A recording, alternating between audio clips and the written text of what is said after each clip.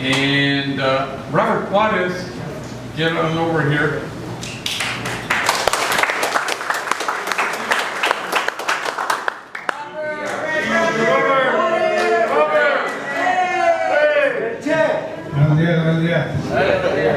All right, my thought of the day is going to be on perspective. I got so many thoughts, you know. Every time I do the thought of the day, like I get bombarded by thoughts, so I'm going to try to see how I can connect this. But, you know, I was thinking a while back, you know, I drive from the mountains, and it's a very, like, curvy road, and to the side, like, you know, if you go off that ledge, you're dead, you know. Or you're lucky if, you know, you sustain some major injuries, but pretty much you're dead. So, you know, I was tripping on that, but, you know, because it has rails to prevent you from falling. And back in the days, I heard that there was no rails before. And, you know, it was way more riskier, I guess. And, you know, the people that lived up there, you know, I live in Crestline, it's a small community up there, but the people that lived there, you know, they were upset because they put these rail guards, and, you know, they liked it the way it was, you know, they felt like they had more freedom, I guess, to fall off the edge, you know, but you know, I trip out on that, like that creates a picture in my head, like, you know, the way we perceive things, right? Like, those rail guards are not there to slow anybody down, you know, or to deter, and they're actually there to kind of protect them and at night guide them, you know, because they have lights on the side, you know. It gets very foggy, and I realized that the only thing that could help me to navigate through that was those little lights and looking at the rail, right? And I see that with, like, you know, we have navigators here, right?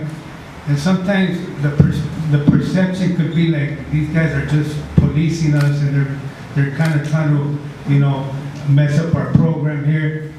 But, you know, that perspective, you know, it's a big thing, you know, because if you really look at it, they're just guiding you from falling off that rail, falling off that ledge, you know. And, you know, it brings me back to one of the homies that's been here for the second time, you know. I'm not gonna say his name, but I don't think he liked me too much at the time, you know. And you know, I was trying to challenge him in different ways. You know, I felt like he wanted to go to the business, and I felt like he wasn't ready. You know, that he needed a little bit more work. You know, but he wanted to go. You know, and it didn't turn out too good. You know, he ended up leaving us. He did some time, came back. You know, and I just seen a whole different, you know, a whole new person. You know, I see that his perception has changed. You know, and I get to talk to him now a little bit more. Like, we see each other and we'll chop it up a little bit. He'll share some stuff, I'll share some stuff, you know. And he was sharing to me not too long ago, you know, that, you know, he was doing a tour. He was doing a tour for a big dude, probably one of Tom's homeboys or something, right? And you know that in the middle of the tour, he started breaking down. He started crying, right?